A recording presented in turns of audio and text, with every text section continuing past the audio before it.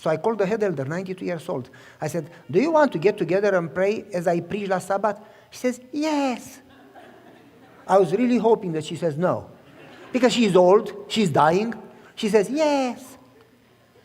She says, see you tomorrow, 4 a.m., Pastor. We cannot sleep anyway. I said, no. See you tomorrow, 9 a.m. I can't sleep. She says, okay, 5. I said, okay, 8. She says, okay, 6. I said, okay, 7. She says, okay, 6:30. Stop negotiating, Pastor. I woke up at 5. It was minus 34. My car was frozen, absolutely frozen. I didn't have that thing to clean the windshield, so I used a credit card to clean it, and my fingers totally froze. I was almost crying like, terrible, uncomfortable to go to prayer at that time. And, I woke up, I shaved, I took a shower, I get out, I clean the windshield, I go inside the car, and when I start breathing, instantly ice inside the windshield. And I cannot see, and I clean it, but you cannot stop breathing, so you keep breathing, and the ice keeps forming. And I got upset. Why in the world I go at this time to church to pray when I can be in my bed? It was not comfortable. It's easy to tell the story, but if we call it tomorrow morning 5 a.m., how many people do you think come? Instantly the saints disappear. Something happens to them, they evaporate. And so I go to church, and guess what? By the time finally the engine started to warm up, I was at the church, so I had to turn it off. By the time we finished praying, it was cold again. When I go inside, 5 ladies were already there, waiting. We came early, Pastor, we prayed that you come.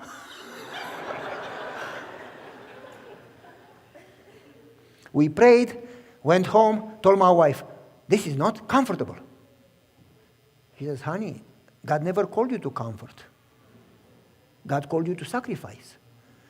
She says, don't you say in sermon, I don't like when people say I go to church to get a blessing. You should go to church to be a blessing.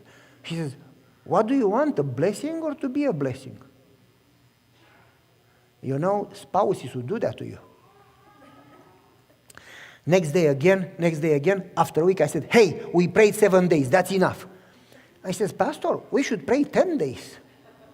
Okay, 3 more days, not gonna kill me. We prayed 10 days. I said, now we can stop. She says, Pastor, we should pray 30 days. I said, come on. She says, Pastor, please, let's keep praying. How could I say no? I'm the pastor. So I said, okay. We prayed 30 days. I said, done. We prayed 30 days. We now stop. She says, well, Moses prayed 40.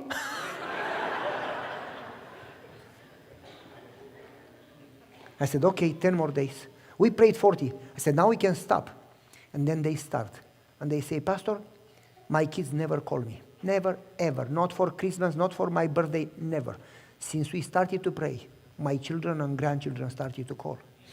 The other one, Pastor, since we started to pray, my husband and I are together, but we never talk. He started to talk to me again. And then they one by one started to give testimonies. How since we pray, they can sense God's presence coming back in their families.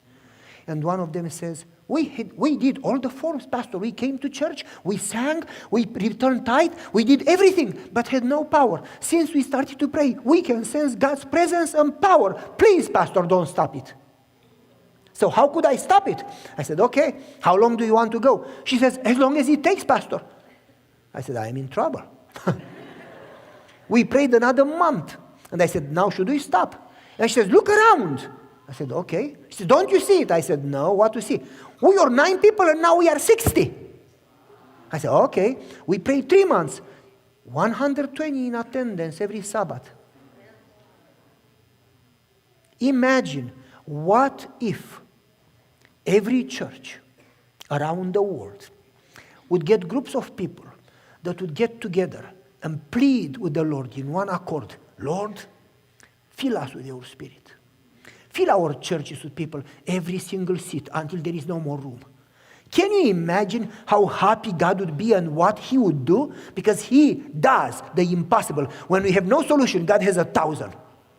and yet He doesn't work. Not because God is handicapped, but because we don't pray. We just do all the forms, go through all the routines, and have no power. Because we do prayer as a routine, not the way Jesus told us, not the way He prayed. And that's where the power comes from.